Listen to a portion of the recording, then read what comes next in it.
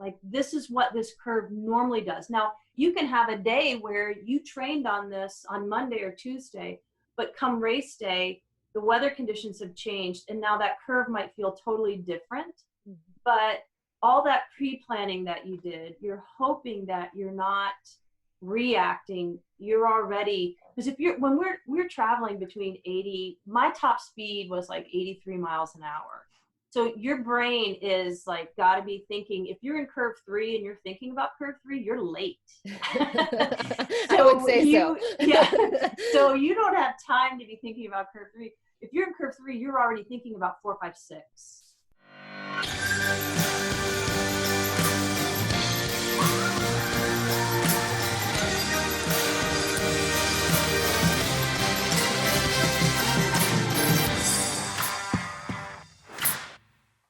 All right, welcome to The Path Distilled. I'm your host, Kevin Harris. My co-host is Lauren Tashman. Hi, everybody. Today we have on the show Lea Ann Parsley, Olympian, registered nurse, and performance coach. Lea Ann, I'm so excited to have you on the show with us today. Oh, thanks. I'm excited as well. So why don't you start by just giving the listeners a little bit of insight into who you are and what you do? Who I am? Well, right now, wearing a few hats, as you mentioned there. I am a registered nurse. That's my primary job. I'm blessed to have a job in school health. So as a community health nurse, I have the blessing of working with kids, kindergarten through 12th grade at a small school. So we're dealing with a lot of things, as you can imagine, right now with the current public health situation. And it's been a trying time for students and teachers, which is why it's been a blessing to be involved in trying to keep our kids healthy and safe, and their families and our staff and stuff. So it's been busy, but very good.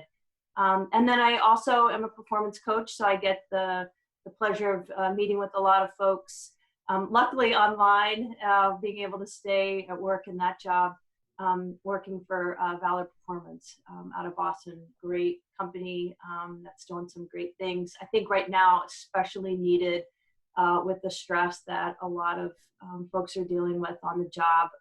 A lot of my clients work in healthcare, and so they're going to need a lot of help getting through this as we start to kind of, as everybody says, settle into the new normal. So so those two jobs right there keep me really busy. Yes, definitely, as you said, wearing a lot of hats. So why don't you take us back to the beginning? Where does your story start? Ooh, where does my story start? Well, officially my story starts in southern West Virginia. I was born in the coal fields of Logan County, West Virginia, along the Kentucky border, and only lived there for a couple years of my life, but actually West Virginia is a big part of my story. All of my extended family still live there. Grandparents, aunts, uncles, cousins, everything all still live there. But when I was just a couple years old, my father decided that he wanted to move up to central Ohio, where there were some greater chances for employment, for education, that sort of thing. So we moved up here early in my life. And it has turned out to be also a blessing, although I consider Ohio and West Virginia home. I've grown up here in central Ohio, a little town called Granville, Ohio. And it's very much the Midwestern Norman Rockwell kind of little town. We have a small Division III university, Denison University is here. So the community is very much centered around education, very supportive of the students. The academic life here in town is very rewarding and enriching. And so it's just been a really great place to grow up. And so I have just sort of stayed here.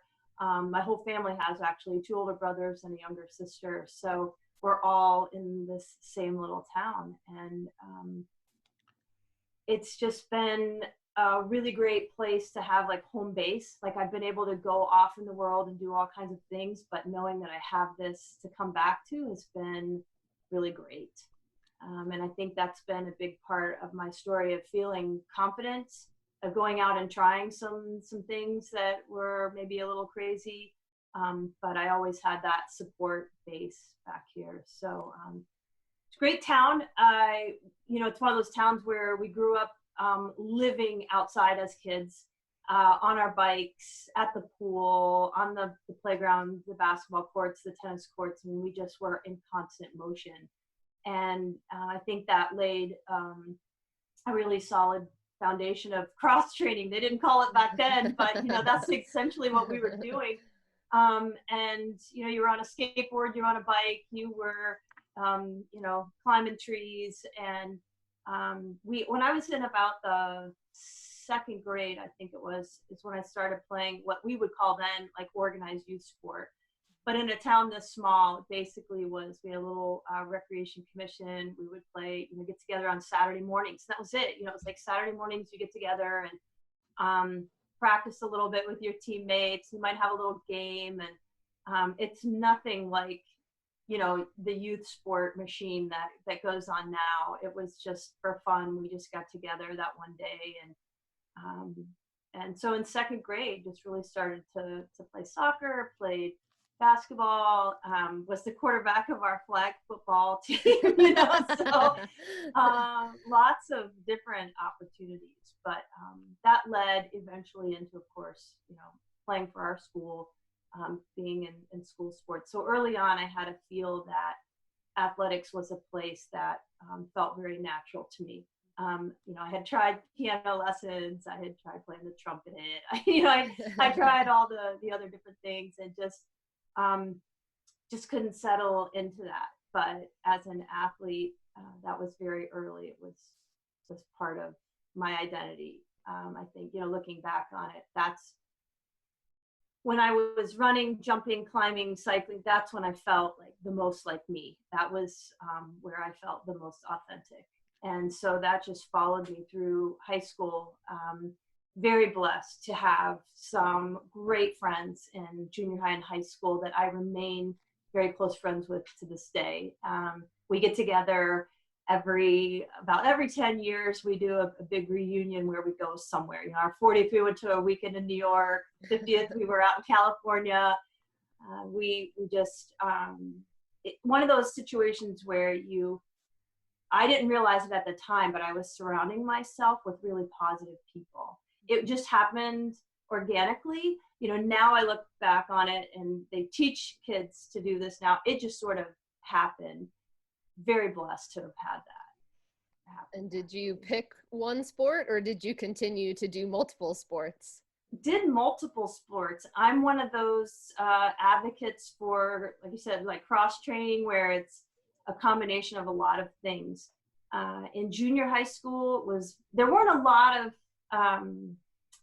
choices for the girls back then. Not that I'm that old, but we, being a small community, there wasn't a lot. Other schools around us had more opportunities, but we were little, and there was about 120, 125 in my graduating class. So we were pretty small. I played volleyball, basketball, track and field. When I got to high school, already injuries kind of starting to pile up with my knees. So I picked two, stuck with basketball, track and field. I was a high jumper, loved field events, loved being out on a Saturday all day out in the sun and on the track. So really enjoyed that. But basketball was my primary first love. That was where I just really excelled because I loved it so much. That's what we played all the time. I had a basketball in my hand all the time. Was very blessed to go back to Marshall University, go back to West Virginia, and played on a scholarship for basketball there 4 years for Judy Southard. Great experience, really great coach who was very encouraging, very fair. I couldn't really have asked for more. I think that was really, Marshall was Division I, but it was AA. So it wasn't like nearby Ohio State. It wasn't that kind of level Division I, but it was still fairly high. And I was a starter just a few games into my freshman year. So it was a perfect fit in terms of wanting to get playing time, sort of being away from home, but being close to family down there. So grandparents could come to games, and just really worked out very well. And my coach was very understanding in that she knew that I loved track and field just as much. And after my freshman year, was able to talk her into allowing me to do both sports, which is pretty unusual at that level.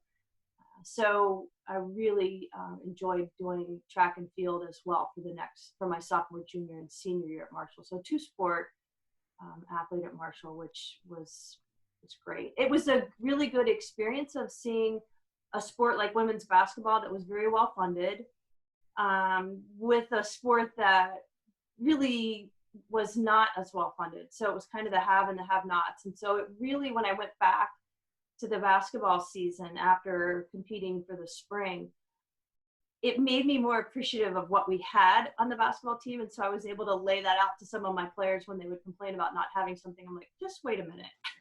Like, we were traveling in these tiny little vans on the track team, and we're in this really big, beautiful bus. Don't worry that we're not in an airplane, so you could compare. And so that actually really helped make the basketball experience even better. But yeah, it was a great 4 years.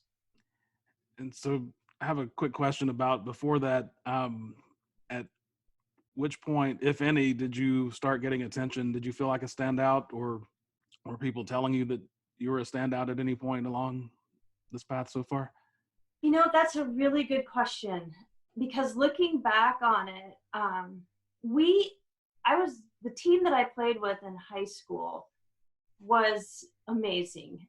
We were just a game short of making it to the state championships, and we had like 3 Division I players on the team. Our point guard, Bain, was an all-state point guard, went on to Holy Cross in Colorado to play. I went to Marshall. Another forward who was a year younger than I went to Ohio University and played. Ellen was probably our standout. Our point guard was just so phenomenal. Like, you would just stand there in the game sometimes just be watching her because she was amazing. But it was a really well-rounded team. So there really wasn't somebody who stood out so much. Like, Ellen's job was that outside scoring, ball handling. Our other forward, Laura Redding, she was such a scrapper. She would be in, just fighting. Her reach was such that she led the team in steals. My job was to get the junk off the board and put stuff back in for those little chip shots. Everybody had a role. And so when I look back on it, when we were playing, it didn't feel like any one person really. Of course, I look back on it now and I realize that everybody had a role.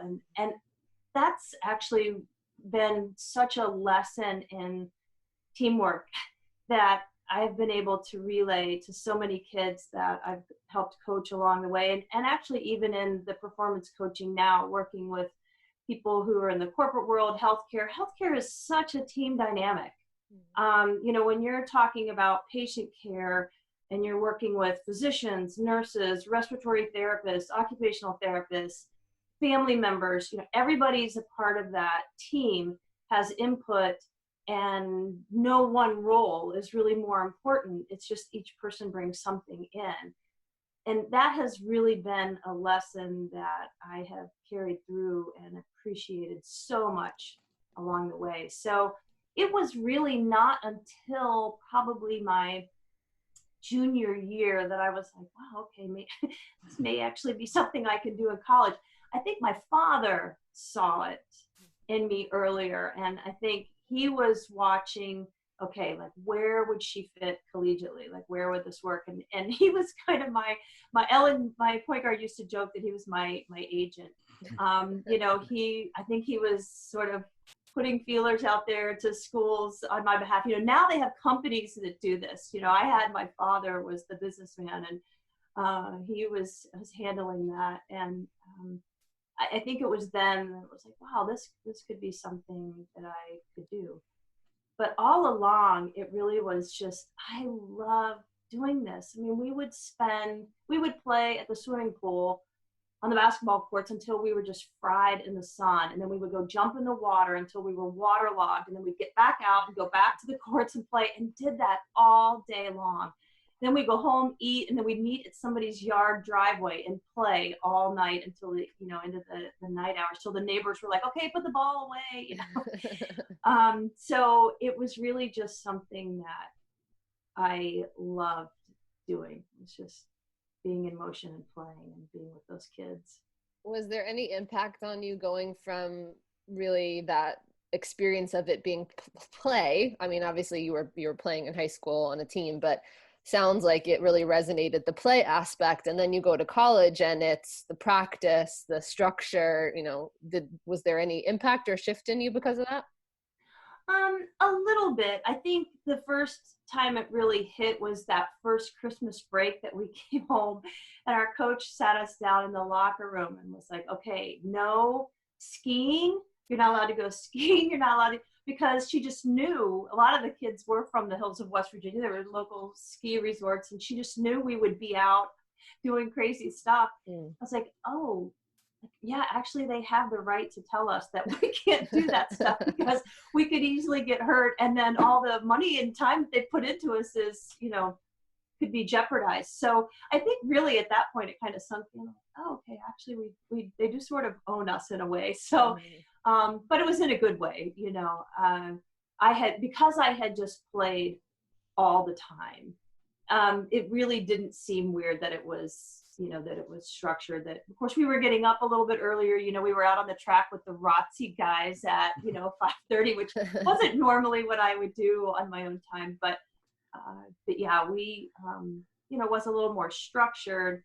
And of course, you know, being a student athlete on campus was different. You did have some things that, you know, some perks of being able to register for classes ahead of time to make sure that you got into the classes so that you could get around your, you know, your sports schedule around your academic schedule. So those little things started to pop up and sort of in my head, I was like, okay, this is a little bit different. And for these nice benefits, I owe this back to them, you know. So, but it was such a great working relationship with the coaches and the team. And for the most part, most of the professors were very good about saying, yeah, okay, you guys can be on the road. Let me get this stuff to you ahead of time. And that was our job. I mean, our coach was very adamant about academics, and we had study halls and things that we had to go to. And so in that regard, it was a little more structured, but it wasn't a huge transition. And did you go to college for nursing? Actually, the first go around, I did not. And like everybody else, you know, you shift majors many times.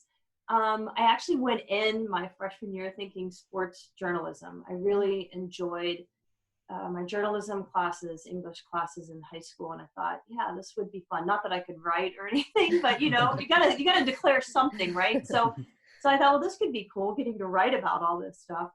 And quickly within the first semester, you know, you get into school and you realize all the choices that you have, you know, things that you weren't exposed to in high school. Mm-hmm.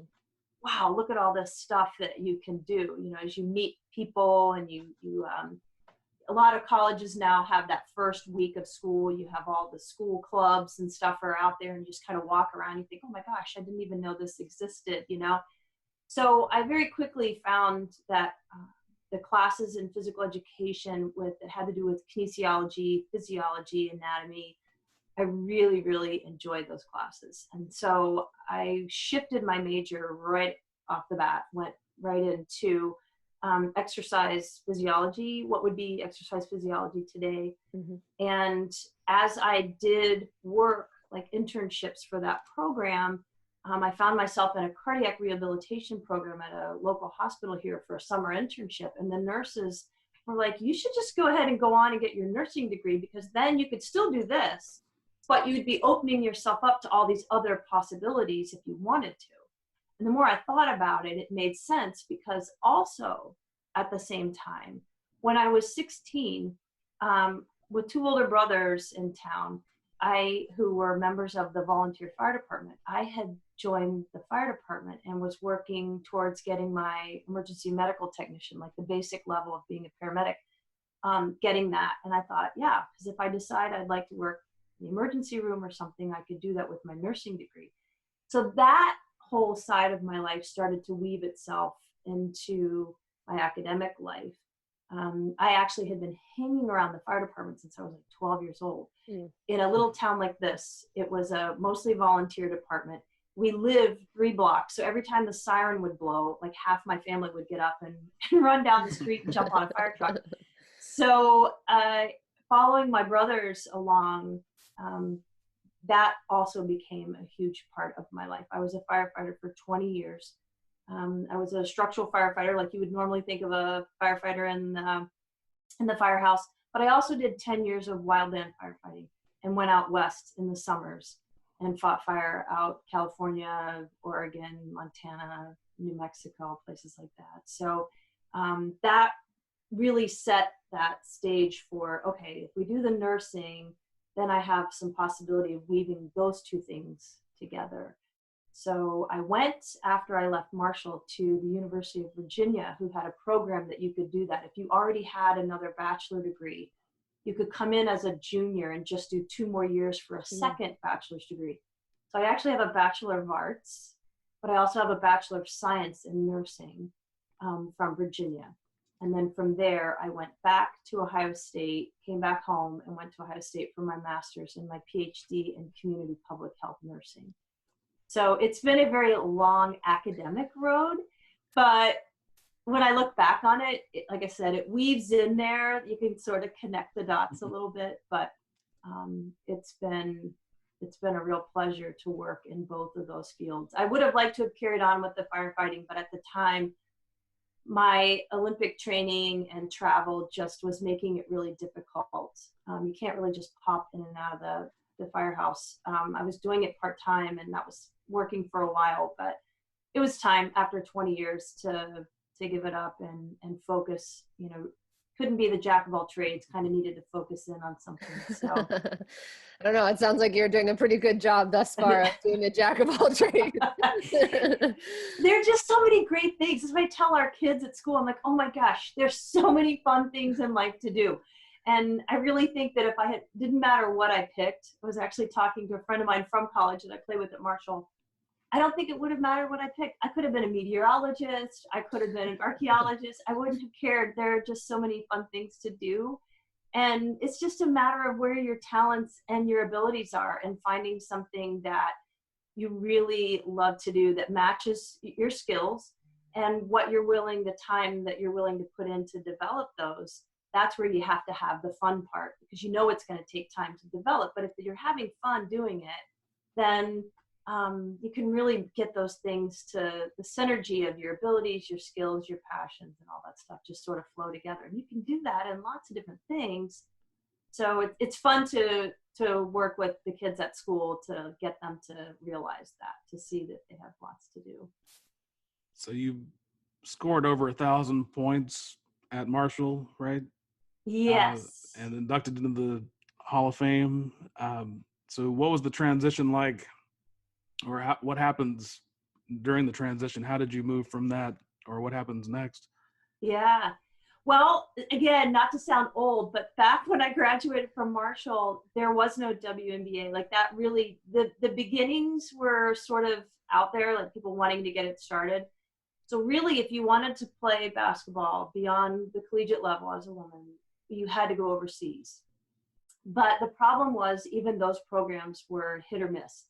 A friend of mine that I played with at Marshall, she had gone on and played in England for a year or two. For her, it was primarily just wanting to be in England. I mean, it was more about the travel and the experience. Basketball was sort of the side show, and sometimes you got paid, sometimes you didn't. Another girl that I went to college with went to Spain, same thing, played for a little while, but it just was hit or miss. I had already been accepted into that nursing program at UVA, and I thought, I'm just not going to take that chance. I might not get into this program if I don't go now. So that's what I did. I'm just going to, I've taken my basketball as far as I can, and I've had a great run at it, and this is as high as it'll go, and I'm ready to move on. So I actually was done with competitive sport after Marshall, after 1990, but I stayed involved with club sport. And when you've grown up as an athlete like that, just staying active basically firefighting was my athletic job. Mm. You know, that is very much a job where my athletic skills and abilities were put to the test. I was able, you know, you feel very much like an athlete. We would have our workouts and stuff when we were on call and off call. And so that really kept me in shape and kept me competitive in a different kind of way. Mm-hmm. And after the 1996 Olympic Games, I had been watching a sport called team handball that I thought, oh my goodness, why have I never really seen this sport? Because this looks awesome. And I hadn't realized it at the time, but one of the point guards I played with, it was an upperclassman when I was a freshman, Marshall, had played on one of the junior Olympic teams that they used to have back then. And I hadn't realized she'd been playing, and I talked to her a little bit, and she pointed me in the direction of watching the 96 games. And I thought, this is awesome. I got to check this out. So, you know, made some phone calls and found a club team over in Slippery Rock, Pennsylvania, a few hours away, closest one I could find. But got connected with some of those folks and just like got in my car and drove to Atlanta. I was like, okay, let's see what's going on here with this sport. And just fell in with some really nice people who were excited about trying to spread the word about this sport. It's primarily a European sport. Looks like water polo on an oversized basketball court. And they were very welcoming. So I played on some club team there with them, Slippery Rock. We went to some tournaments at West Point, got a chance to go and spent some time on the campus at West Point for some tournaments every spring, which was really fun. And primarily it was a sport for them because as military folks who spent time in Europe, the sport is very much a part of growing up in certain parts of Europe. It's very much like basketball and soccer would be for us.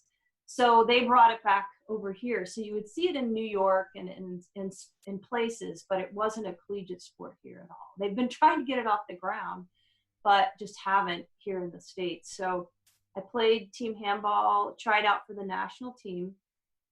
During the tryouts, busted my thumb, and so it's a little hard to hold a ball when you can't grip it.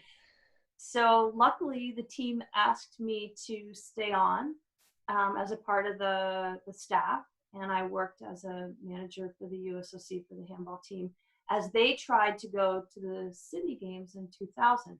So the first thing we had to do was in 98, 99, we had to win the Pan American Games. And as the winner, you automatically qualified then to go on. So that was the goal. And I stayed on with that team. And part of my job was to try and find funding for that team.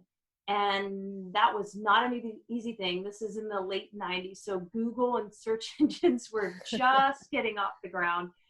So I did some research and found, instead of women's sports, a winter sports page popped up. Not a very good search engine, sort of. It actually was serendipitous. It turned out that I saw some pictures of women's bobsled and skeleton.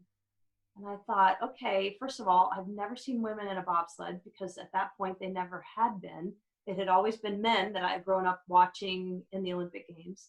And I had never seen a skeleton sled, ever. And once again, my reaction was, oh my gosh, that looks awesome. I've got to try that. So I, believe it or not, everybody laughs when I say this, but I actually dialed 1-800-bobsled and just started talking to people. I was like, what is this about women in bobsled? And how do I, it's the skeleton, how do I get involved? So the guy I talked with out in Lake Placid at the training center was asking me all these questions about my sport career. So everything I've just told you, like I went over. I was like, wow, that's awesome. We would love to have you, come out. We have a training camp where we kind of do like a recruiting camp. We put you through some, like vertical jump and, how fast you can sprint, all that kind of stuff. And then they pick from there athletes to stay to see how well you can do all that on ice in a pair of spikes. So right as we're getting ready to hang up, he said, by the way, how old are you? It's like, well, I'm 30.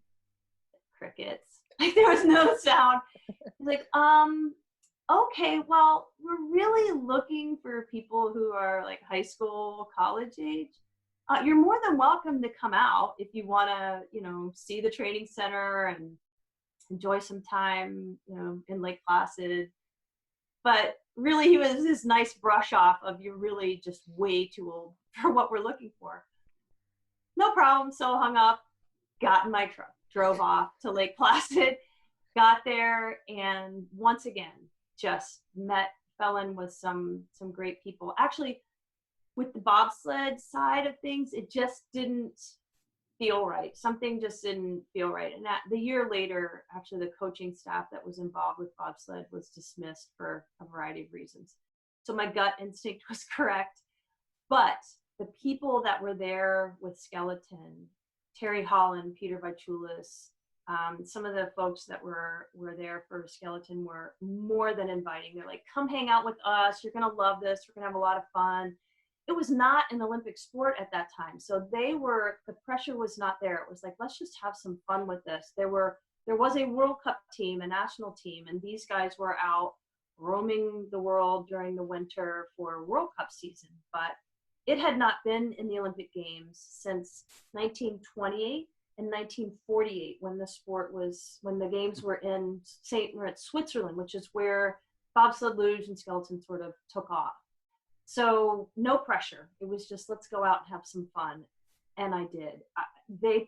You started about halfway down on the track, and they said, we can tell whether you're going to love this or not by the sound of your scream. So they would lay you down on the sled and literally just like kick you off from the start. I was screaming in pure joy the entire way down. I was like, I've got to go back and do this again. So we got on the truck, went to the top, did this for several days, and you worked your way up to the very top until that last day. And going from the top that first time was just an amazing feeling. And I was in love with it from the start. So that was getting into skeleton. Is this a living arrangement? Do you live there during the training, or? Well, at that time, because skeleton is actually governed by the Bobsled and Skeleton Federation. Luge is governed independently by themselves. Even though all three sports, sliding sports, we all use the same track, we just use a different mode of transportation from the top to the bottom. Everybody's on their own kind of sled. Luge athletes sit on their sled and paddle. If you've seen, their spikes are in their hands. They paddle, lay back, and go. So they have to go from a different start. Almost looks like a giant slide that they get into. Our starting point is flat because we have to run with our sleds. Like bobsledders jump into their sled, we jump onto our sled from the same point at the top. So they're the same, but they're different. So luge kind of does their own thing. Bobsled and skeleton do their own thing.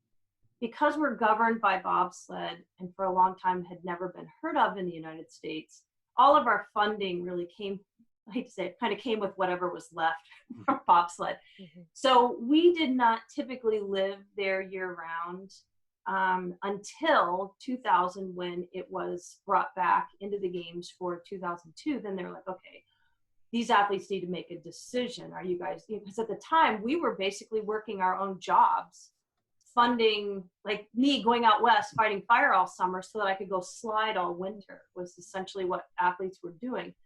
So at that point, it was a decision that we had to make. Okay, are we going to jump into this dream of going to the games where we've just been doing this kind of part-time? How are we going to do this? So when it became more of a full-time ambition, then we made that shift, and people started living more at the Olympic Training Center, particularly in Lake Placid for the 2002 games. There's a track out there, of course, from the Lake Placid games. The track in Salt Lake was being built, but there were no dorms or athlete facilities there. It was literally just the track. We would change in our cars and tents. It's minus 10 outside, and you're changing into your gear in a tent with a heater in it. The good old days. So it wasn't until actually after those 2002 games where we did really well that skeleton started to get more funding. And then athletes, we started to spend more time living and training out in San Diego.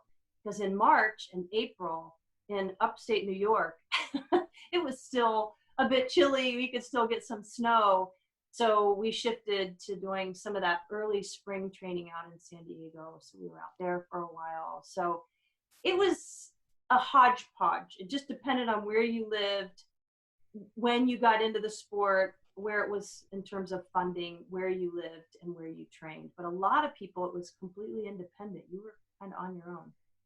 So what was it like for you those couple of years preparing for the 2002 games? It was different. When I got into the sport, of course, not being Olympic, that was not my ambition at all. Like, my whole thing had been my athletic career, competitive career, I felt was a bit behind me. But all throughout my life, no matter what I've been doing, when I have found something that I really enjoy doing, when I feel like it's clicking with my abilities, my skills, I feel like this is where I'm supposed to be. When that all comes together, then in my mind, I'm like, okay, your job now is to just push this as far as it'll go. Academically, pushed it as far as I could go. Went to my PhD. Fire service, I was the top cadet when I graduated from the Ohio Fire School. It was like, my job is push this as high as it goes. So everything has been that way. So when I got into skeleton and it came to that point where they were like, okay, who's in on this? Then it was kind of like, okay, so this is it. I'm going to push this as far as it goes. And if it means going to the Olympics, then great. If it's not, at least when it's over, I can say, like with basketball, I took this as far as I could. WNBA wasn't an option. I can look back on that and not be disappointed because it just didn't exist then. I took it as far as it would go. So that was really the mentality going into those games was, let's see what happens. Push it. If it happens, great. If not, you can walk away from it. So pushed it, and it turned out that at the time, what they did was, because the sport was coming in for the first time, it was almost, we were not exhibition, but we were close. We had proved that we could all be on the track at the same time, bobsled, luge, and skeleton. We could hold 3 sports on one venue in a 2-week period of time, and that was tough. I mean, there was no room for error in the schedule. We had to just keep things moving. And so we had proven that we were on board, but to do that, they had to limit the number of people on the team. Each nation only had so many. So the top 3 women's nations were allowed to bring 2 athletes, and that was it. All the other nations got 1. So we were fighting up in that World Cup season. We had World Cup races, very much like you would see in downhill skiing. You know, you went to the different Olympic venues. You would have a World Cup season, and then you'd have a World Championship at the end. Well, this year, the ending was the Olympic Games. So we had been going through a World Cup season, and our team had been doing well enough that we were in the hunt for that 2-position spot. The first 2 teams had it locked in. We were fighting with Switzerland for that last spot. So during the team trials, I, of course, tore my hamstring and ended up finishing second. So Tristan Gale, my teammate, was assured the given spot. We as a team had to go through 2 or 3 more World Cup races to gain that second spot. And of course, the last race was in St. Moritz, Switzerland, against the Swiss on their home track. So we went into it thinking we just, you do what you can do. And Trisha Stump, one of the athletes who finished 3rd in the team trials, came and did an amazing job as a team member. I couldn't have gone to the Olympics without her performance. The 3 of us, myself, Tristan, and Trisha, did well enough as a team in that last race to earn the 2nd position. And so I was given that illustrious 2nd spot on the Olympic team, and it really was due to that effort that the team that Trisha put forward. So definitely I can look back and say there were a lot of people who helped me get there, but those are people like that just without, she didn't have to do that. She could have been like, hey, I'm not going to the games. There's no reason for me to make this trip. I don't have to go. But she didn't. She went and helped her in that spot. I have two questions, if you don't mind, before we move any further. Did you ever meet the person that warned you about being 30 at the time?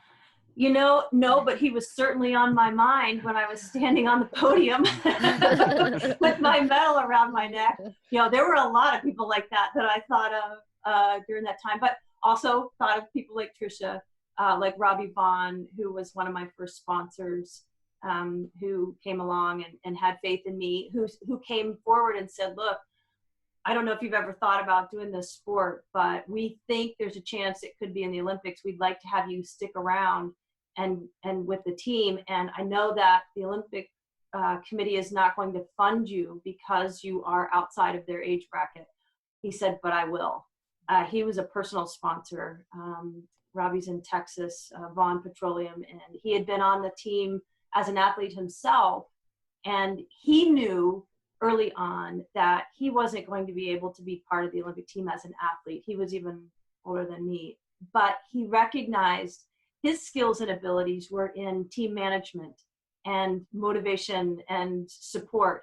And so he shifted roles very quickly and became a huge part of our team success because he recognized his role. Like, where do my abilities best fit in this dream? And so he came on and was the team manager and sponsored me. So people like that were on my mind, but so were those folks who said I was too old. So yeah, I thought about them. I never actually met them in person, but I didn't need to. The motivation was already there. So. And as you've mentioned, the getting prepared for the Olympics, what did a typical day look like during that preparation? Yeah, it totally depends, of course, on time of year. Because we are winter athletes, the summer is often spent training very much like a track and field sprinter. Because our sport at the very beginning is all about pushing the sled as fast and as hard as you possibly can. You're coming off of a wooden block that's bolted into the ice at the top. It's like having blocks like you would a sprinter would. And everything is all about power and explosion off there, getting the sled moving forward as fast as possible. Then you jump on, and then it is a total mind shift because now you're away from that burst of energy into settling in, being very quiet, and actually, as we would like to say, the Zen moment of just sort of melting into your sled and being one with the feel of the sled and the feel of the track. And so a lot of it was sprint work, being in the weight room, and some cross training. We loved training down in San Diego. It was such a great training facility. We could get out, play big games of ultimate frisbee to get warmed up, and just some great team building activities. But then moving into the serious part of getting into the gym and doing work, going out on the track, doing a lot of sprint work, agility work. A lot of time for those who were older in sports med, making sure we were well recovered and rested. Rested became a very big part of, I learned a lot about rest and recovery as I got older. But that certainly was part of it too. We had some great folks in sports medicine that took care of us. But so the summer was spent a lot like that. As soon as we could get on ice, of course, we shifted gears and we were back to Lake Placid, usually in mid to late October. It started being cold enough at night that we could make ice and get on the track. But we also were fortunate to have what we called a start house, ice house up in Calgary. Our neighbors to the north were kind and allowed us to have training time up there where that very first part of the race where you're running on the ice, that flat surface, then you'd hop on and then the track starts to drop away. You start going downhill. Excuse me. And at that point, it's a little bit of gravity. That part you could make and you could build it in a facility in a building and then just refrigerate that section. So even during the hot parts of July and August, you could be on a little bit of ice practicing that start. Just so important. It's such a key part. If you watch bobsled, especially 4-man, that is truly a dance of getting 4 men that size into a bobsled. And so it's very coordinated, it's very practiced. So that being able to get on ice in the summer was really important, especially for them, but also for us. Luge, same way. Luge had their spot up there. The ice house had a spot for bobsled and skeleton and a spot for luge. So during the winter, we are mostly out on the track, and that would shift. We would do some morning time out on the track, then we would come in, go through some rest time, lunch, rehab, and then the afternoon might be in the gym, or vice versa. It might be a day where we had to be out on the track. It kind of depended what the other sports were doing, who had time on the ice. So it was just sort of an orchestrated training effort between the groups, who was on the ice at the time, and then who would be in the weight room, and who would be working out, doing therapy or whatever. So it was a combination of on ice, sprint work, weight room, just a lot of things during the year. What's interesting about our sport, though, is the G-force that we experience is quite significant. Can be, depends on the track. Every track is different, which is what's fun about it. It's like going to roller coasters all over the world. They're all different. They have to follow the same physics, laws of physics, but they're all a little bit different. They're about a mile long, give or take a little bit. And the G-force on some of them is pretty significant. So you can take 3 or 4 or 5 trips down a track, but realistically 2 or 3 a day is really about all your neck and your brain can handle. If it's a really bumpy track, there is the tendency to, you have to be really careful with concussion type symptoms, because you're literally rattling your brain all the way down if it's too bumpy. That's why you treat your track crew really, really well, because they do a really good job then of making it as smooth as possible. The rule was always, if you broke a track record on race day, you owed the crew a case of something, because they had done a great job of getting it fast and making it smooth. But we would spend actually quite a bit of time in visualizing. We were very big into visualization. Back to my days at Marshall, my senior year, I led the nation, men and women, in free throw percentage. And that was really my first introduction to the concept of visualizing, like shooting free throws in my head over and over and over again without actually being in the gym.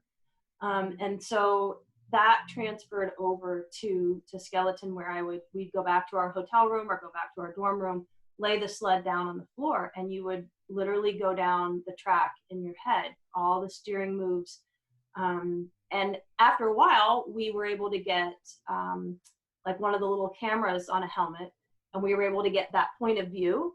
So then we would lay on our sleds in our rooms with the laptop in front of us, literally going down the track with it was our version of a simulator. It was like a handmade, simulator. So a lot of visualization training would go on during the year. If a track day was canceled because of weather, you just go back to your room and take several trips down the track in your head. So a lot of visualization. So that brings me to a question I had of, you obviously had your track background kind of to your advantage, and then you just mentioned there the background already in using visualization, which is such a powerful tool. What other parts of your background were you able to leverage and use to your advantage in this completely kind of new sport? Yeah. Actually, I think in some ways, I even actually brought firefighting into it in a little bit. When you're going into a burning building or you're approaching a hazardous situation scene, there's a lot of pre-planning that's already gone on in your head. I mean, that's a big part of what firefighters do during the day when there's downtime at the station. There's a lot of training. There's a lot of driving around the community saying, okay, if we had a fire over here, what would we do? Like, what hydrants are we hitting? Where's this engine parking? Where are we stationing this ladder? There's a lot of pre-planning so that when that emergency situation hits, everybody already knows what they're doing. You almost don't have to speak. Somebody will bark out something and you're like, got it. And you know exactly where you're going. So that concept, speed that up a lot, of course, was very much like pre-planning the track. Like, this is what this curve normally does. Now, you can have a day where you trained on this on Monday or Tuesday, but come race day, the weather conditions have changed, and now that curve might feel totally different. But all that pre-planning that you did, you're hoping that you're not reacting. You're already, because when we're traveling between 80, my top speed was like 83 miles an hour. So your brain is like, got to be thinking, if you're in curve 3 and you're thinking about curve 3, you're late. I would say so. Yeah. So you don't have time to be thinking about curve 3. If you're in curve 3, you're already thinking about 4, 5, 6. So that thinking ahead, but speeding it up, was actually a little bit like that. And that idea of anybody who tells you they're running into a burning building, that they're not afraid, that's not, I don't think that's accurate. I think there should always be a healthy fear of, okay, everybody else is running out of the building, we're running in. That should tell you something. So, being able to take that fear and say, okay, that is actually okay. That's your body saying you're about ready to do something that's a little bit freaky. So you need to be, your head's got to be on tight, and you got to be thinking, So some of those same lessons from firefighting and some of those things, even in healthcare, working ER, where same thing, you practice like these codes, cardiac arrest codes and things. Those are practiced and trained repeatedly. So when someone comes into the ER and, they've got no heartbeat, they're not breathing, all of a sudden, code blue, whatever the signal is over the air, people respond. You already know exactly what you're doing, and each person has a job, and you already know what's going on. Your adrenaline's pumping, and you know what you're supposed to be doing. So in some ways, a lot of those same ideas of preparing and which allowed you to have the confidence to deal with that feeling of fear, came from other areas of my life. So I think there was, in some ways, looking back on it, there was a common thread that sort of ran through a lot of those different jobs, which normally you would think are completely unrelated. But in some ways they were, because like I said, at 83 miles an hour, you don't have time to think. You're more reacting, and it's because you've spent all that time up until then thinking about it in slow motion, lying on your sled, going through the curves, going slowly, letting it sink in until you're ready to do it at 83 miles an hour. And did you ever have times during your training that you were like, I really don't want to do this today? Oh yeah. Yeah, there are plenty of times. I mean, some just for sheer, like, I'm tired. Like, you get to the end of the season, being a winter sport, you're waking up at 5 or 6 in the morning. It's still pitch black outside. You're like, really? We got to go to the track now? I remember in Norway, I love Norway. I had some of the best times in Norway, but it would be like daylight, not till like 9:30 or 10 o'clock in the morning. And then daylight was gone by 2 o'clock. So there's some of that like seasonal, like, this season's got to end. So you had to fight through some of that every once in a while. But certainly, whenever you would go to a track for the first time, it was always a little nerve-wracking. When I first went down the track in Park City and in Calgary, those were my first 2 tracks that I ever went on. You had the opportunity to say, hey, I've never done this before. So let's, you started at the bottom, kind of worked your way up to these different points in the track where you would come in. One was called the junior level. That's where all your little junior luge kids would come in, and you'd start there and it'd go down, Then you'd bump up to what was called Damen start, for women's start, because in luge, the women don't go from the top. They go, unfortunately, from a lower spot, which is one of the reasons I didn't do luge. I wanted to go from the top. They start in. So that's about 3/4 of the way up. So you'd start there and going. When you go to a track for the first time, once they're like, hey, you've already been down a track, you should know how to do this. You're starting from the top for the first time. That is nerve-wracking. I don't care who it is. It's always a little nerve-wracking. So you had those butterflies that would be in your stomach, but that was that, okay, you could talk yourself through it. It's like, that's okay. It's supposed to feel like that. You've never done this one before. You're supposed to feel a little nervous. So roll with it. As somebody always said, let your butterflies fly in formation. That was that practice of getting those butterflies to work for you, not against you. And you learn to do that at the top. And I think probably the one that stands out the most would be the track in Sigulda, Latvia, was notorious for being dangerous. And it was a track that the curves were so tight that we were told you couldn't do a 4-man bob on there because it was just too narrow. So you had skeleton and 2-man, or women's bobsled is 2 people. So I clearly remember standing at the top of that track, and all the other nations were starting at the halfway point, and our coach was like, nope, you're going from the top. And our knees were knocking. I mean, we were like, okay, here we go, And then, of course, the first 2 people that went down the track were local sliders. Both of them crashed. So we're at the top of the track when we're supposed to go down this. We've never been down this track. The people who know this track just crashed. So those are just things that add up to the fear level. But you stand up there and just continually self-talk. I mean, you talk about some positive self-talk going on. I mean, we were, you're telling yourself, you've done this before. You've been to other tracks for the first time. You've done fine. I mean, you really have to talk yourself through it. And of course, you're, encouraging your teammates, you got this, we can do this. And you get to the bottom and you get off the sled and it's bliss. You're like, this was perfect. Like, okay, I did it. I totally talked myself through that and I was able to do it. So, yeah.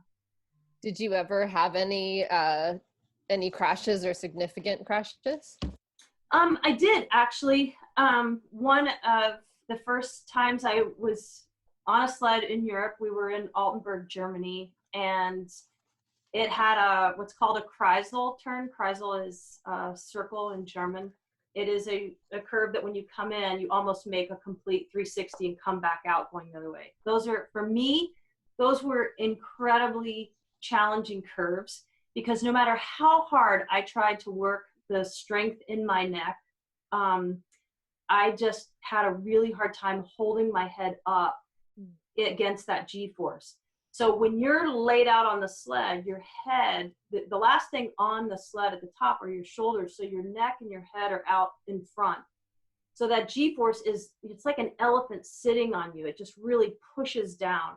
So my face almost always, as soon as I went into a Kreisel turn, my face went right to the ice. I mean, I never had a sponsor sticker on my chin because it always got scratched off. It would always end up on the track somewhere. So of course, this was one of the first times I'd experienced that sort of curve, didn't know, went in, G-force hit, head went straight to the ice and came around, flew out of that curve down the ice. And I thought, oh my gosh, my jaw, I've broken my jaw. Got to the finish line, blood just gushing. And I thought, but I also am in East Germany and I do not speak German. I am not going to the hospital to have this fixed. I might come out with my appendix and I might not. So I thought there's no way I'm going to do it. So went back to the hotel room and patched it myself. Being an EMT, I knew that actually the first thing that super glue was used for was in the field, in the military. It was a liquid suture. So it wasn't exactly the same chemical formula, but it was close enough. So I had some shoe glue that we used to use on our shoes because we don't have brakes on our sleds.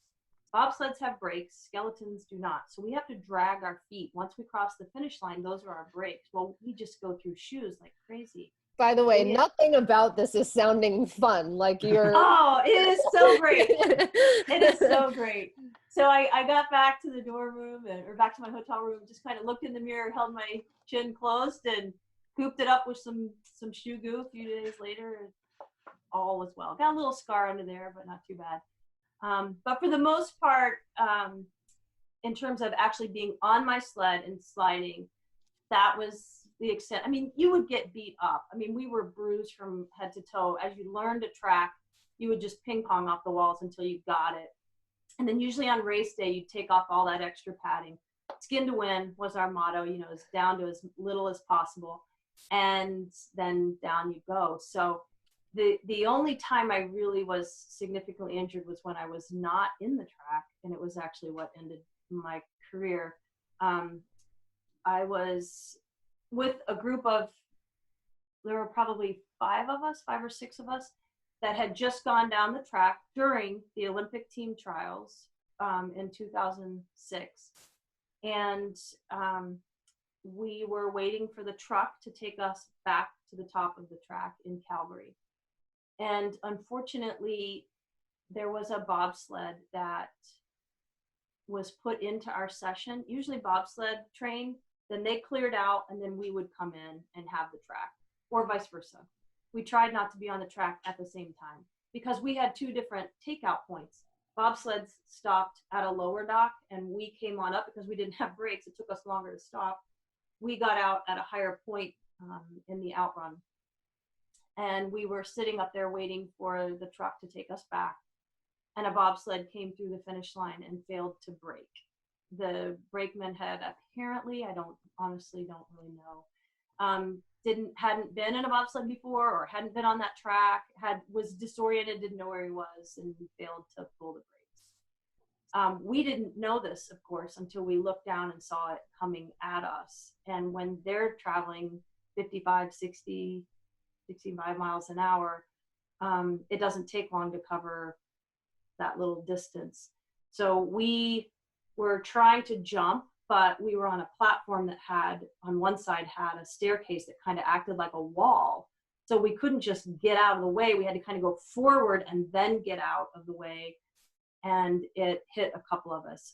Unfortunately, it hit my sled and sent it flying up the road, and hit my right side as I jumped. Luckily, I had just left the ground, so I didn't have anything planted firmly on the ground. So I just sort of went through the air, tumbling a bit. Unfortunately, though, my teammate, Noelle Picus-Pace, was on the other side, and she had the staircase. She could not get out like I did.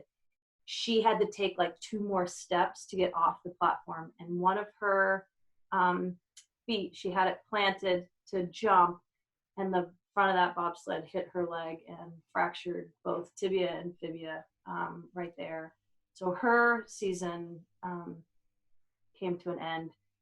She had a miraculous recovery. Noelle is an amazing woman. If you ever get a chance to talk with her, I highly recommend it. She's fantastic. She eventually came back. She missed those games, was not able. She tried. She was this close to actually qualifying for those games, missed it, but did then come back later and ended up getting a silver medal in Sochi. So she's a great comeback story. But I was unfortunately, I didn't break any bones, thankfully, but was banged up significantly on the right side to the point that my leg and foot was so swollen I could not get my racing spikes on my shoes. So I spent like that was on a Wednesday, and I had to qualify for the Olympics on Saturday. And there was no way to ask for a waiver. I couldn't ask for an extension. It was all or nothing that weekend, and I could not warm up. I couldn't do much of anything. So my husband actually was my coach during the 2002 games. He built my sled, taught me everything he knew about racing on the tracks. He raced for Canada, was a 2-time world champion. And I spent those 3 days after that accident on his couch, like packed in ice, trying to get ready. And he feverishly was working on my sled, trying to put it back together and, just trying to get ready, but we couldn't do it. So my career ended, but I did go to those games as a coach. Once again, an injury took me out like it did in handball, but they asked me to stay. So I went to those games in Torino in 2006 as a coach. So my role changed from athlete to coach like that. So yes, I had been hurt, but not sliding. I was curious. You had mentioned, and I'm going to share the picture that you sent to us. You had mentioned, that voice in your head, and I was just curious if you were always able to, follow that voice and keep that in your head. If you had, things that got in the way of that, like an injury or something like that. Yeah, no, I love these pictures of the top of the track. This is a photo on our Olympic race day. It was snowing, it was cloudy. The day before, there are similar pictures from the day before during training when it was sunny, it was really cold, which is what we like. We like it when it's really bitter cold because the ice is really hard, really fast. But the next day we were on our race day, it was a blizzard. It was snowing so hard when we woke up that morning. But I was blessed. My husband, like I said, was my coach. And when we woke up that morning, I was like, oh my gosh, this is just not going to work. It's snowing so hard. This is going to be horrible. They're going to cancel. And he's like, nope, we are going to follow through on our plan until somebody tells us this is canceled. We are going to keep going. So we went through our routine, got to the track, got ready to go. That same amount of focus you see in that look right there was what we were doing for pre-race focus. We were ready. And actually a lot of the other countries, other nations were standing around saying this needs to be canceled. They were, saying this isn't going to be a fair race, blah, blah, blah. And I was having to just tune that out. And Ryan, my husband, would come over and say, just do your thing, just do your thing. So I was warming up, getting ready, because it did take me longer to warm up than a lot of the other. I mean, my teammate was like 12 years younger than me. So she could warm up and be ready in no time flat. And it would take me longer to get ready. And Ryan knew that. So he's like, nope, just stick with your game plan. So yeah, you'd have those thoughts of doubt, fear, injury. Like I was still dealing with that torn hamstring during the Olympic Games. So I was checking in with the sports med folks that were there to kind of help me get warmed up, massaging that leg, keeping it warm, keeping it ready, just sticking with the plan. And when we got close to race time, they're like, we're going with it. We're going ahead. The men raced before we did. So we got to kind of watch a little bit of how they were doing. And it was, just like any other race day. It was like, nope, we're into this. So I owe a lot of that mental prep that day to Ryan, of just keeping us focused and saying, just go with the plan. Don't worry about it. So yeah, that picture is right as you come out of the start, and you're right at the beginning of curve 1. And so right now in your head, you're already in curve 3, 4, 5. Like I was already ahead there. You're just getting started. So the paparazzi, the photographers, they were all right there at that curve. And you come down that curve, there'd just be bazillions of cameras. But I was very fortunate. I was one of those people that could like totally block that stuff out. Like I would start my race, and then like the world didn't exist for those 50 to 60 seconds. And then when I'd crossed the finish line, it was like the world opened up again. My teammate Tristan was complete opposite. She would be like, hey, did you see so-and-so standing on the side at corner 3? No, I didn't. So very different, frame of mind for different athletes. She could look around and see people. And the only time the world would come in was at that track in Altenburg. At that same point where I crashed, there was a donut stand that was right next to the track. Come down 80 miles an hour, and I'm like, I smell donuts. I remember having that thought in my head once, and I'm like, don't ever do that again. Don't ever think about donuts ever again on the track. But yeah, just a different approach to how Tristan and I were complete opposites when it came to how we prepped and how we went through training, but both successful. It was just how she did it and how I did it. And it was successful for both of us. And it's obvious from your story so far that you have a strong mental game. When did you begin developing that, or did you consciously develop it, or has it always been with you? That's a really great question, especially now because we do a lot with performance coaching. I never had that growing up. That was not part of sport back then. a little bit about, thinking positively and, imagine yourself making this goal and, that sort of stuff. But really that senior year at Marshall, even, like, I was not aware that I was getting that close to that record that year, that I was leading. That's how I liked it. I didn't like to know that stuff. All I wanted to do was do my job, enjoy playing. And if other things happened, we won, or you made an all-star team or whatever, that was totally icing on the cake. My life has always been just find those things that you love to do, go out and do them as hard as you can, put as much effort into it as you can, and just whatever comes along, comes along. If you win that medal, great. If you don't, again, then when you look back on it, you can be like, okay, it just wasn't meant to be, because I did everything possible to get to that point. So mentally, that was the attitude all the time. But actually having skills like visualizations, so having names for them, visualization, self-talk, that sort of thing really didn't come in until later. And I didn't really have anyone, because skeleton was sort of this side sport to the other sports on the roster.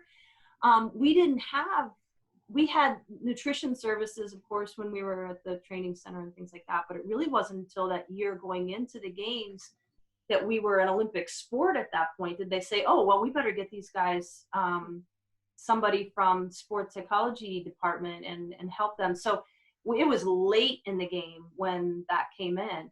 And I think back to thinking, wow, what we could have, done. And I'm sure the athletes now all have those services, but we did not, because at that time we were not an Olympic sport. So we didn't have that unless you went out and searched for it on your own. And I just didn't know enough about it to do that. So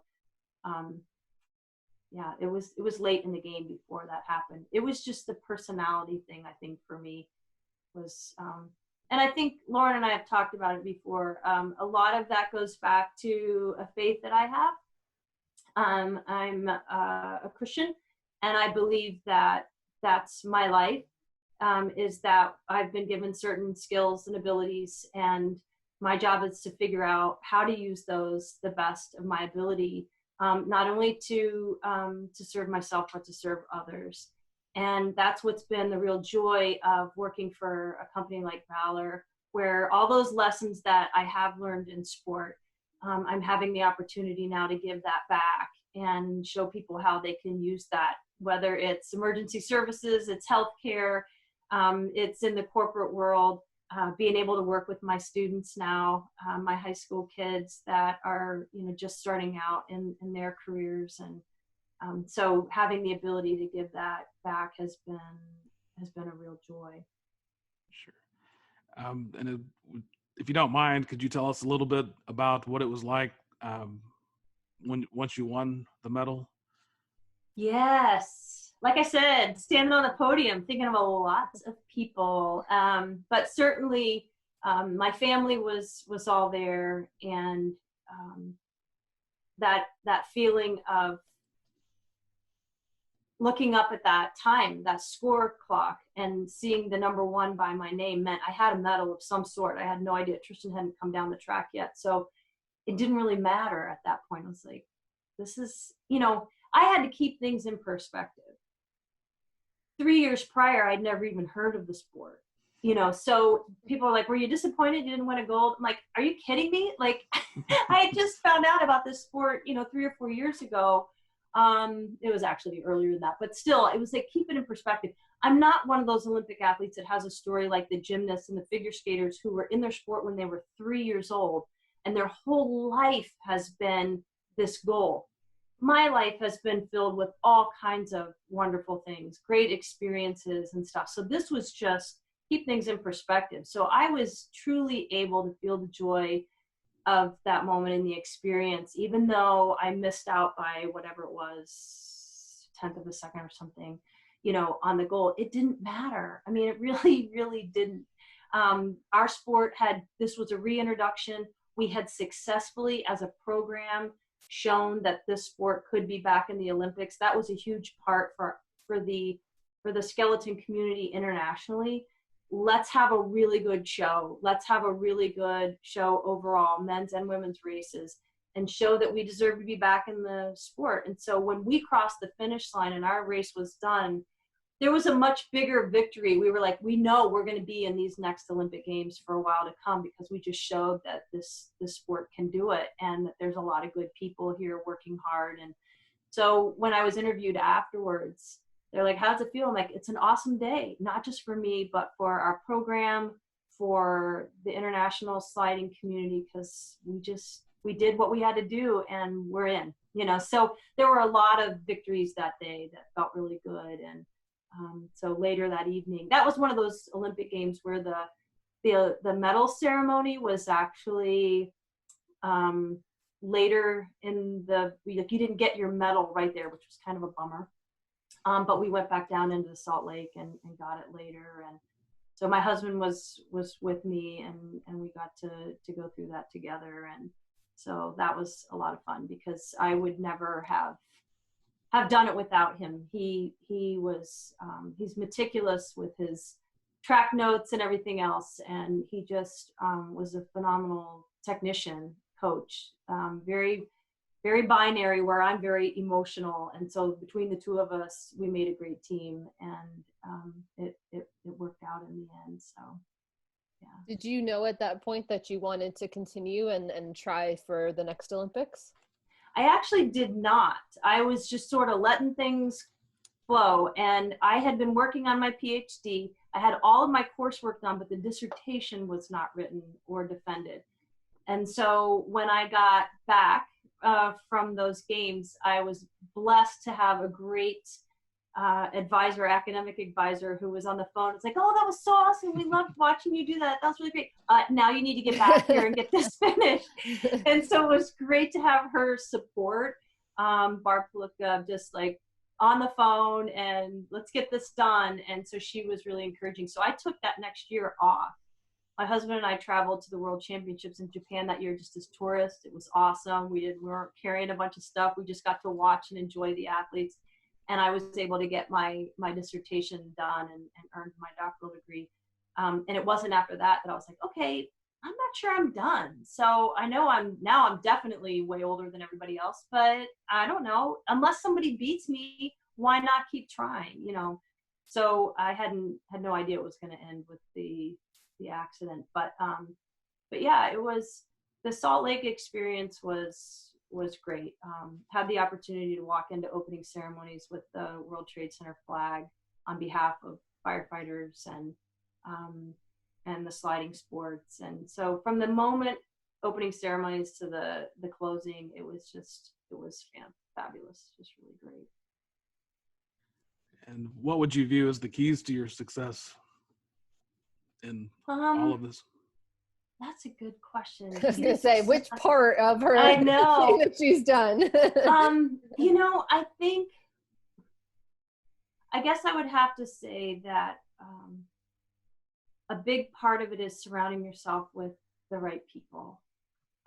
People that can fill in the gaps where you have some weaknesses. Like with my husband and I, we're opposites in a lot of ways, but whether it was during our sport or our marriage, it's he's the very analytical person, really studies a problem, technical aspects of things, and I'm just the emotional mess, hot mess, So between the two of us, we work things out really well. And Ryan is a drag racer by trade. He can make anything with a CNC machine. I mean, he made our sleds. A lot of the athletes were on his sleds, have won a lot of Olympic medals, World Cup medals on his equipment.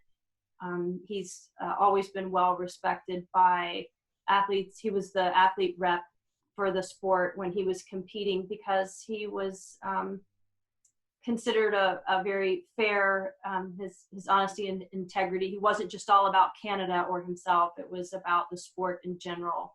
And so when you surround yourself with people like that, whether my high school team, where I was surrounded by athletes who had the same kind of work ethic and wanted to have, those same kind of goals, were willing to put in the hard work. When you continually surround yourself with people like that, academic advisors who are pushing you and coaching you and mentoring you, parents, family. My parents and my family have been in my corner since day one. And like we were saying at the very beginning, this is home base. I could go out in the world and try things and fail and not worry, because when I came home, I knew that they loved me just the same. So you have that confidence of going out into the world and trying stuff. And when the world slaps you around and you fail or you do whatever, it's okay, because you have this team behind you that's like, that's all right, try something else, do something different. Or let's try it differently and keep going in this route. So there was just always that sense of having it. And so I think keeping it in perspective, because my faith said, you are not just an athlete, you are not just an Olympian, you're a child of God, and you are a daughter and a wife and a friend and whatever. Those are the identities that I fall back on, that allow me to be, as Brene Brown would say, to be vulnerable, to go out and do those things, because I have that identity in Christ, and I don't have to worry about what the rest of it is. I can go out and try stuff, and if it works, great. If it doesn't, that's okay. I can learn from it and try other things. Well, you certainly have tried a lot of things. So what have you learned about yourself through your journey? That I need all those people, that life is not a solo event. Even though my sport was, just me on the sled, I was still a part of a team. And I can do well in an individual sport. I did javelin and high jump in college. Those were individual sports, but I needed those teammates and those coaches. So I think learning that it isn't solo, that I think we've been created to be in relationship. And so whether that's my church relationship with my community there, my work relationship with my coworkers, who I absolutely love at school, community with my kids at school, my family. I just feel like that's how we're designed. And for me, that's totally written in scripture. Love thy neighbor as thyself. So there is a piece that is self. We talk about the selfish gene and how, people are all caught up in the selfies and this is the self-centered generation. But I think we have to be realistic about that. There is a part at which we have to be healthy about ourselves. We have to love ourselves. We have to be taking care of ourselves in order to take care and love other people. And that's clearly written, for me anyway, it's clearly written in scripture. And so having that ability to say that about myself, take care of myself, love myself, whether I fail or succeed, keeping that in perspective so that I can then love others, helps me with that, keeping that sense of relationship. So I think the big part has been keeping things in perspective. I don't feel like, I feel for these athletes who have been in their sport since they were 3 and they get to the games, or they fail to make the Olympic team, or they get to the Olympics and they fail in a big way. And it's like they feel like their life has been a waste. I'm like, what? No, your life is absolutely valuable. Look at all the things you've learned and the experiences you've had to that point. That is not just who you are. You're more than that. So hoping and helping people understand that, let's keep this in perspective, is a big part, I think, of sport. And I think that helps then with that fear. When you get up to something that's fearful, trying something new, you can be like, okay, perspective, talk yourself through this, keep it in perspective. So I think that's been a big part of it, is just lying back on that faith. This might sound like an odd question, but based on what you just mentioned, have you ever felt guilt because you were kind of such a short time in the sport and won a silver, and then there are others who did spend their life? Did you feel guilty at that at any point? It's not that I felt guilty, but it certainly was on my mind, which is why I love opportunities like this to talk about the whole story, because I think there are lots of different ways that you can get to where you're going. And for me, the path was not the traditional path, but I've been an athlete just like they have since they were 3. Early on, I was in competitive sport. Was I in that sport? No. But I put the same hours and time into basketball, into handball, into track and field. I mean, it just that it was in all these different things. So my work ethic, the hours and stuff that I put in were the same. It was just in a very different way. So when those feelings would come up, I would, there was a little twinge of feeling like, oh, this, how do I explain this? But then I thought, no, everybody's story is different. And there are just some of those sports out there that aren't things that you can get into. You can't get into this sport when you're 3 or 4. This is something that, luge, they start taking kids pretty early. You can be, right into your probably 10, 11, 12, 13, they start looking at kids. But some of these sports just, you need time. You can't just throw a kid down a track at 80 miles an hour, so there's got to be something to it. So this sport just happens to be one that you come at from a different approach. So yeah, I've been a lifelong athlete. I haven't been a lifelong slider. Sure. So. And then you've been a lifelong performer. So what advice would you give an aspiring performer in general and in any of the domains that you've found yourself? Yeah. I just think back to some of the stuff I tell our kids at school, try all kinds of things.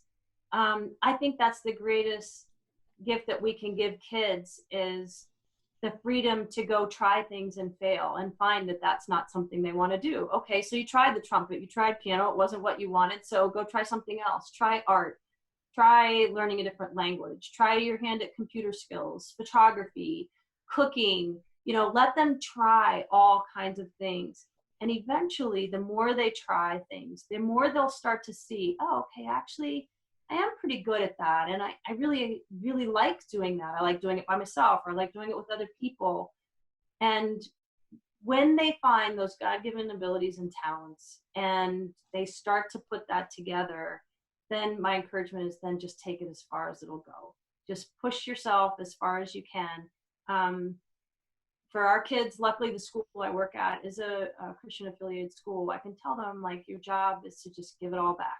Give it back to God, and you do that by being a good teammate, being a good classmate, being encouraging to others, being that person on the team that works the hardest, sets that standard, but yet is not worried about failing, will try things and not be embarrassed about failing, really being encouraging to other people.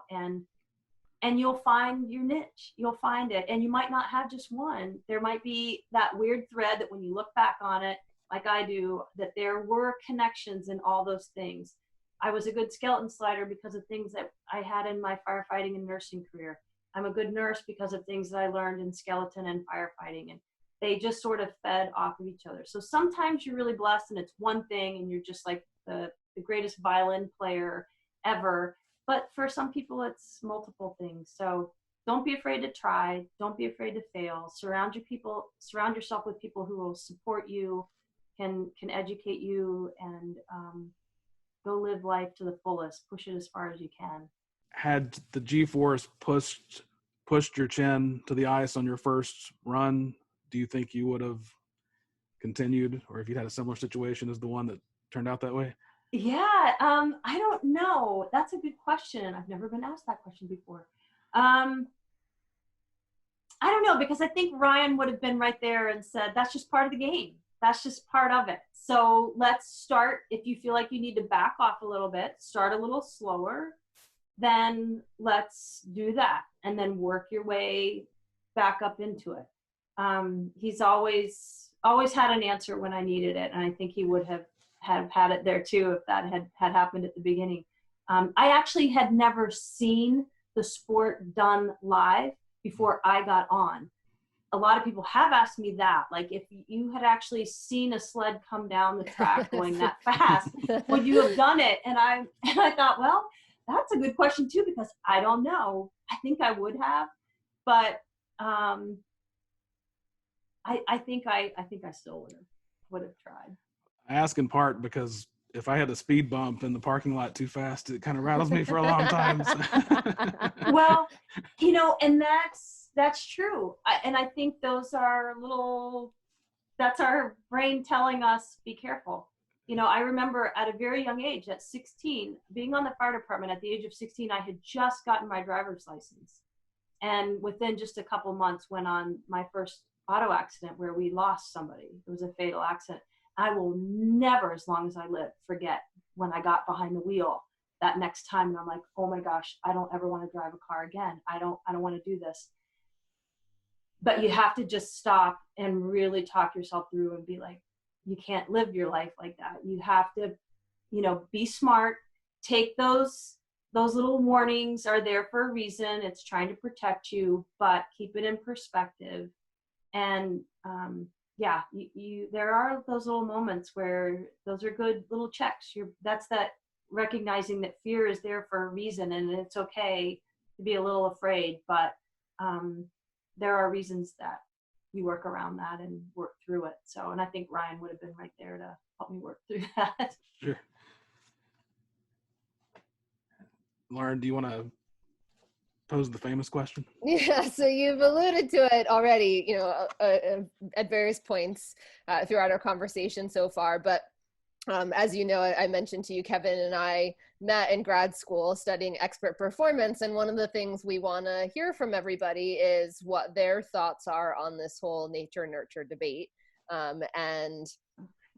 We're asking everybody to talk us through their perspective on that a little bit, and start by telling us what percentage you would give to each. Are you on the one end of the continuum that's like, yep, it's all nature, it's what you're born with, as you mentioned, kind of, God-given talents or the place that God has put you in? Or I'm gonna guess and say that you're not on the other end of the continuum of just, nope, none of that stuff matters, it's all what you do. So what are your thoughts on that? Ooh, good question. Yeah, I would probably lean a little more towards nature, but I've also, in my time, I've seen a lot of very talented people who have not succeeded because they haven't either had the desire to push through and push themselves to those next levels. That's one of the most frustrating things as a coach. I coach little sports teams, and you see these kids that have talent, but they just have absolutely no desire to do anything with it. That is so discouraging. So I truly think it is a mix. I think that depending on what the activity is, there has to be a little bit of genetic material there to work with. You can want to be the best post player in the NBA, but if you're born at 5'2", good luck. So there has to be some talent and ability there. But I think that that's your starting point. And that's the treasure hunt that I tell our kids at school. The treasure hunt is figure out what you've been given.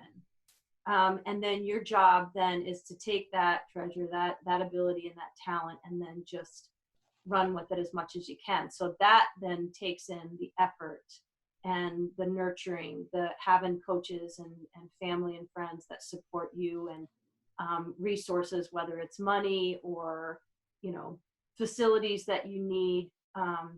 Years and years and years ago, like right after the 2002 games, there was a study that was done that asked Olympic athletes up until that point, like, what were the factors that most played into what you think, was your success? And the top three answers were commitment. You have to have commitment. That was number one.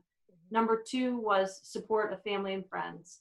And number three was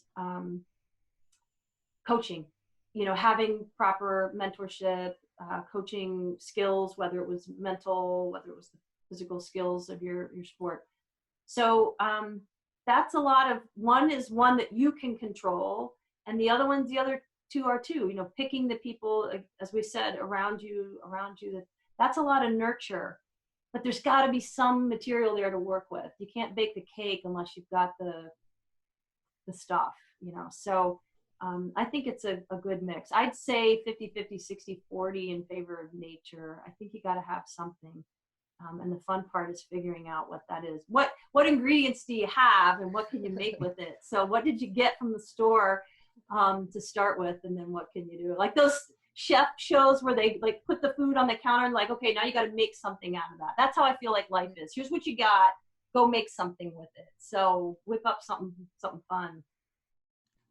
I've given up on my Brad Pitt look-alike career because of that. So. The listeners, but see, that's why you seen... make a good radio voice. I always say, like, that's how I always feel. I'm like, I was the good radio voice. I did get to do that in 2010, the Vancouver games. I did TV broadcasting with NBC, which was so nerve-wracking. That was way more nerve-wracking than going down the hill myself, but so fun. So yeah, you guys are into the good stuff. It's really fun to get to talk with people and interview. Those are good skills. See, interviewing skills are one of those things. Anything that we haven't talked about that you want the listeners to know about? Oh gosh, we ran through, I think, everything, didn't we? Yeah, I just, we're in some tough times right now, and it's going to be really easy to get discouraged and to feel afraid, to feel that fear. I know, our kids will, I hope, be coming back to school in the fall, but it's going to look different, and that's okay. We're just going to work with it, with what we're given.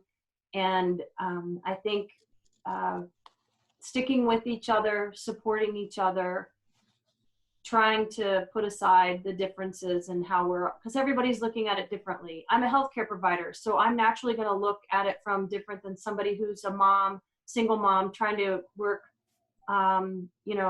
stocking shelves, needs that job, needs to be at work. We're all going to be looking at this whole situation from different perspectives, and we need to respect that, try to put ourselves in other people's shoes and realize that we're all coming at this from different angles. But at the same time, as they say, we're all in the same storm. We're not all in the same boat. So put yourself in that other person's boat for a moment and think about how they're having to deal with it. And then I think we'll be able to weather this a little bit better if we do that. So, and I think that's a lot of lessons from sport that have all kind of come into that perspective. So I would say everybody just hang in there, keep finding the positive things that you can make out of it, and we'll get through it. But be kind to each other, and enjoy life along the way. And what would you say is the biggest takeaway from your story? Biggest takeaway.